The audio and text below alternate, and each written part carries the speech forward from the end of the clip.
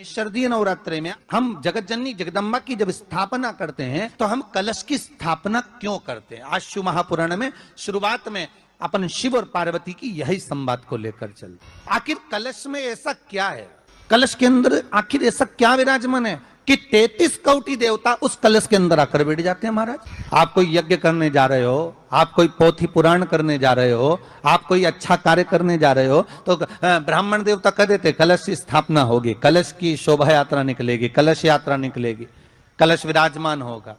और आज महत्वता क्यों है, उस कुंभ की, उस घड़े की महत्वता कहां से प्रकट हो गई।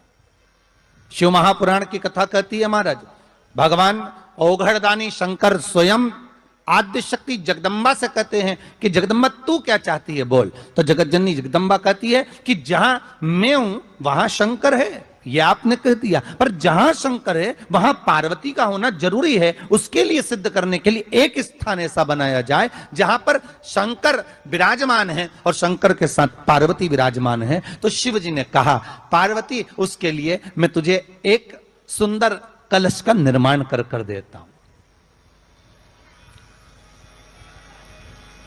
दुनिया का रचनाकार, दुनिया की रचना करने वाले महाराज, संपूर्ण ब्रह्मांड की रचना करने वाले, जिनको भगवान शिव ने स्वयं ब्रह्मदेव से कहा है कि ब्रह्मा जी तुम सृष्टि खंड को आगे बढ़ाइए, सृष्टि की रचना कर। ब्रह्मा जी कह रहे हैं नाथ, इस सारे ब्रह्मांड को रचना करना है कर दूंगा, मना नहीं है, पर रचना करता भगवान ब्रह्मा जी कहते हैं कि मैं संसार को एकाग्रित करूं उससे पहले 33 कोटि देवताओं को मुझे एकाग्रित करना, और सारे 33 कोटि देवता एक जगह पर आकर विराजमान हो जाए ऐसी कोई व्यवस्था करना। शंकर भगवान ने कहा बनाओ ब्रह्मदेव, तुम निर्माण करो। ब्रह्मा, शास्त्र कहता है कि भगवान शिव स्वतः, शंकर तो शंकर है, भगवान शंकर ने एक मट्टी का सुंदर सा भाग ढेला एकत्रित करा, उस ढेले से भगवान ने एक सुंदर कुंभ का निर्माण करा, एक सुंदर कलश का निर्माण करा। भगवान कुंभ का निर्माण कर रहे हैं, भगवान कलश का निर्माण कर रहे हैं, और भगवान स्वयं ब्रह्मदेव कर रहे हैं कि आप ऐसा निर्माण कर दो जिसमें 33 कोटि देवता स्वतः विराजमान हो जाए। तो भगवान ने उस कलश का निर्माण कर दिया। अब कलश का निर्माण करा तो स्वयं भगवान ब्रह्मदेव बोले प्रभु इस कलश के अंदर मेरा स्थान कहां है, मेरा स्थान कहां है।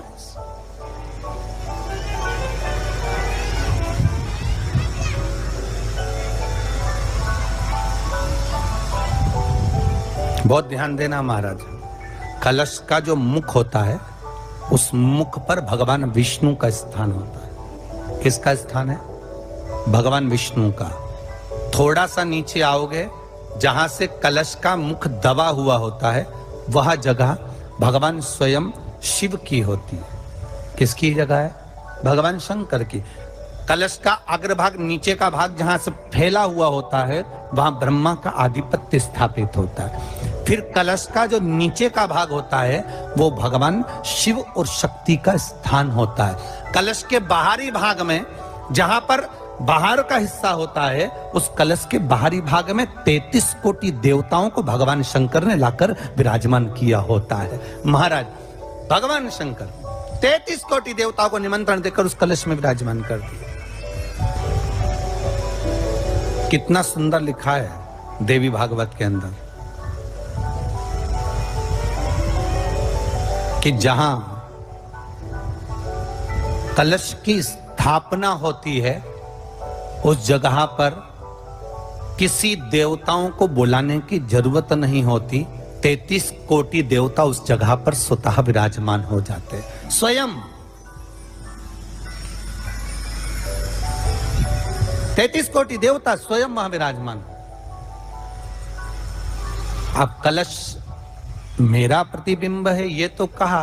भगवान की कथा कह रही है, ओगड़दानी त्रिकालदर्शी कैलाशी शंभु के पास में उस समय पर कामदेव की धर्म पत्नी रति भी है, जिसके नयनों में जल भरा हुआ। शिवजी ने पूछा बोलो रति, आप और यहां जब आपका पति जलकर भस्म हुआ तो हमने वर दिया था आपके पति को कि ये भगवान कृष्ण का पुत्र बनकर मिलेगा आपको, फिर क्यों आप यहाँ पर आई हो, क्या हो गया ऐसा? प्रभु बात इतनी सी है कि मेरा पति जब आपके नेत्रों की ज्वाला द्वारा जलकर भस्म हो रहा था उस समय पर वो आम के पेड़ पर बैठा हुआ था। आम के पेड़ पर मेरा पति बैठा हुआ था, उसके चक्कर में वो आम का पेड़ भी जला। तो वो आम का पेड़ जो जला उसने मुझसे कहा है कि पति का तो उद्धार हो गया पर हमारा उद्धार कैसे? अब देखिए कई लोग कहते हैं प्रश्न करने वाले पीछे नहीं हटते महाराज, बहुत प्रश्न करते हैं और प्रश्न कर कर पूछते हैं गुरुजी ये कलश के ऊपर आम के पत्ते क्यों लगते हैं? उसका उत्तर है, ध्यान दीजिए, प्रश्न बहुत है तो उसके उत्तर भी बहुत है, बस उसको समझने वाला चाहिए।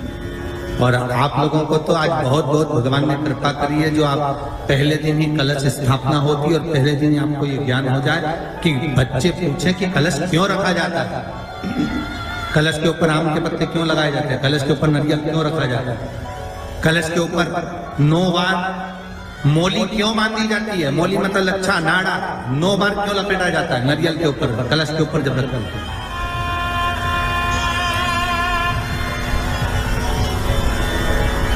कलश के ऊपर जब जब श्रीफल रखाता है, नारियल रखाता है तो उस पर 5 बार 7 बार मोली नहीं लपेटी जाएगी, तो 9 ही बार लपेटी जाएगी। 5 या 7 बार लपेटते हैं तो कहते हैं कि लक्ष्मी की छिन्नता होती है, और वो 9 बार लपेटी जाती है तो भरपूर लक्ष्मी का भंडार। भगवान बोले अब आप आई हो रति, ठीक है, मांगो क्या चाहिए, बस इतनी कृपा कर दीजिए कि आम के वृक्ष का भी उद्धार कर दो।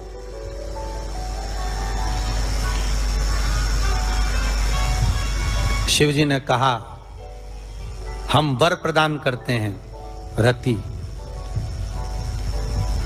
जहां शिव और शक्ति है, जहां 33 कोटि देवता इस कलश के अंदर विराजमान होंगे, उस जगह पर स्वयं कंठ पर जहां पर मेरा निवास होगा, उस जगह पर ये आम के पल्लव अमृत के तुल्य माने जाएंगे और इनका निवास हमारे ही हाथ में, हमारे ही हस्त कमल में विराजमान होगा, हमारे ही हाथ। अब आम के पल्लव को बाबा ने विराजमान किया। अब आया है उसके ऊपर क्या रखते हो, श्रीफल नारियल, ठीक है।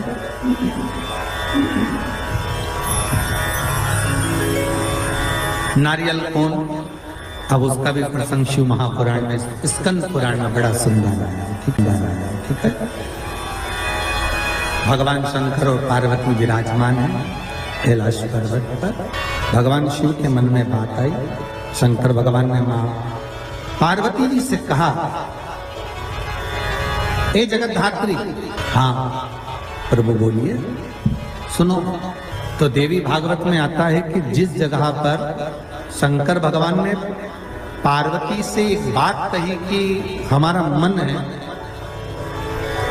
कि हम दोनों बालकों की परीक्षा लें, और पार्वती जी ने जब भगवान शिव से कहा कि बच्चों की परीक्षा क्यों लें, संतान अपनी है और इनकी परीक्षा हम क्यों लें, किस आप मत करो परीक्षा, मत करो, शिव तो शिव है। बुला लिया कार्तिकेय को, गणेश जी को बुलाकर कहा, बुलाकर बोले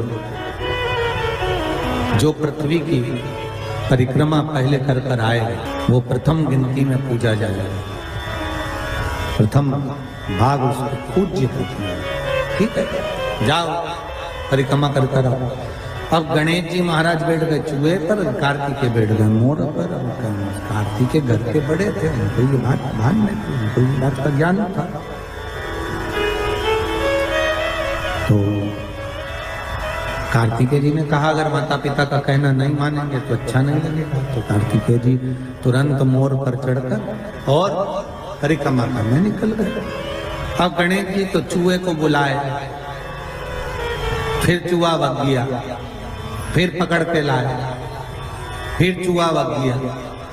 अब उन्होंने चूहे पर बैठ गए, बैठकर जैसे चले शंकर जी के पास में, तो शिव जी को प्रणाम कर कर कहा, पिताजी परिक्रमा करने जा रहा हूं। शंकर बोले जा।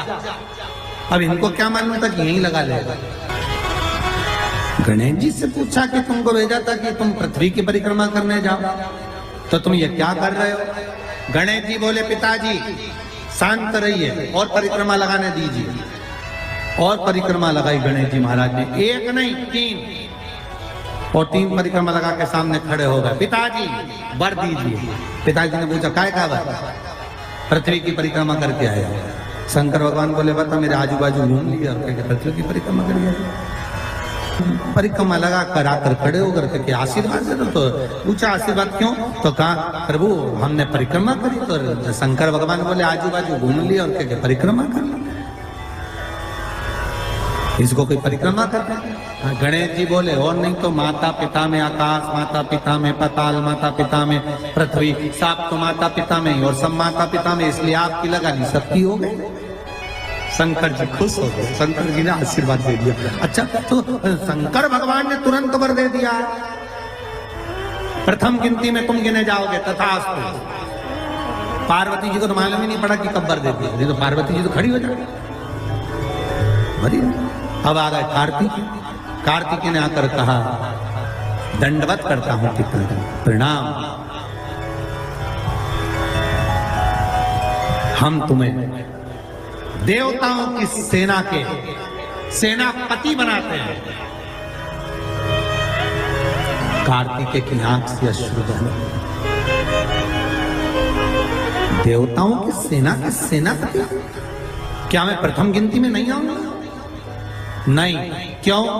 गणेश जी ने प्रथम गिनती में आ गए। गणेश जी ने परिक्रमा कर ली। किसकी करी? हमारी।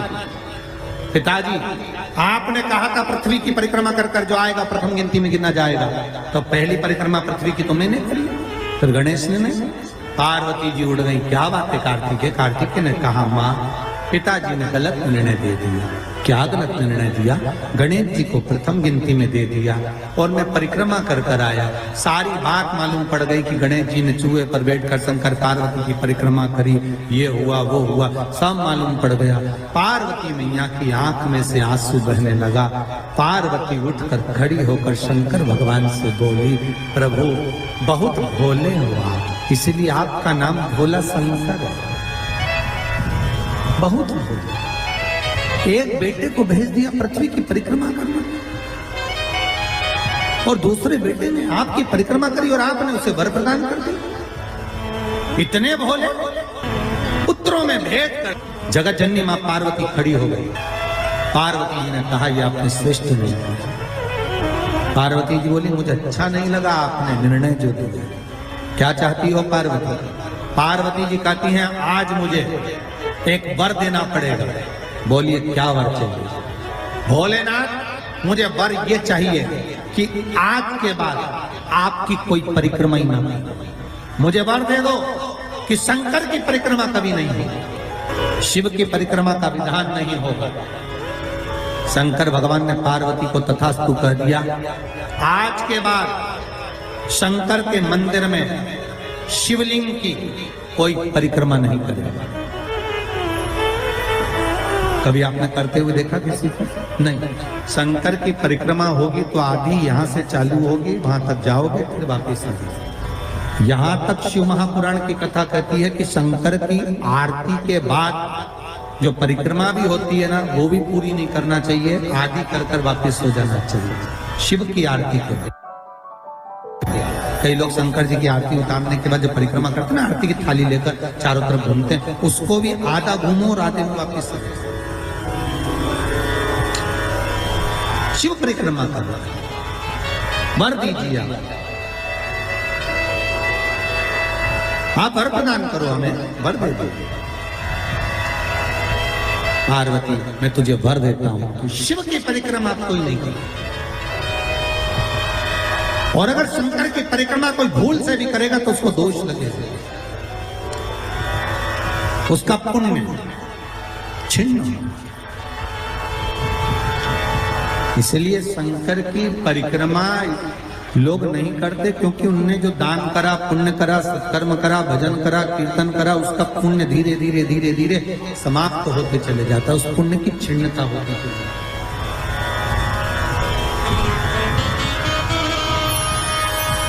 नहीं, पार्वती जी बोली प्रभु हम एक मेरा निवेदन स्वीकार करेंगे।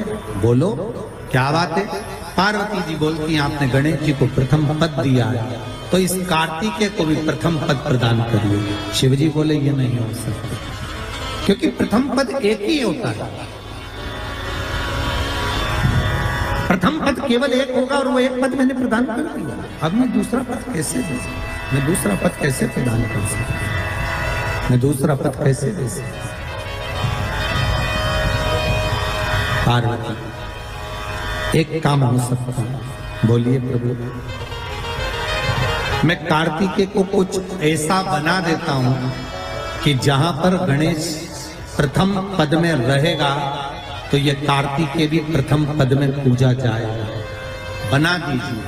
भगवान शंकर ने कार्तिकेय को श्रीफल का निर्माण कर दिया, स्कंद पुराण कर दिया। क्या बनाया है? श्रीफल, नारियल। ये नारियल किसका प्रतिबिंब है? तो कहा ये कार्तिकेय जी का प्रतिबिंब है। किसका प्रतिबिंब है? कार्तिकेय जी का। तो गणेश जी की पूजन जो कलश के रूप में होती है तो उसके ऊपर जो श्रीफल रखाता है वो स्कंद देव है, कार्तिकेय है। वो स्कंद देव, वो कार्तिकेय। सारे ग्रहों को शांत करने के लिए, कार्य को सिद्ध करने के लिए, कार्य की सफलता के लिए, व्यक्ति की मनोकामना पूर्ण करने के लिए कलश के ऊपर क्या रखा जाता है? जम के बोलिए, नारियल, श्रीफल रखा जाता है जो कार्य की सफलता प्रदान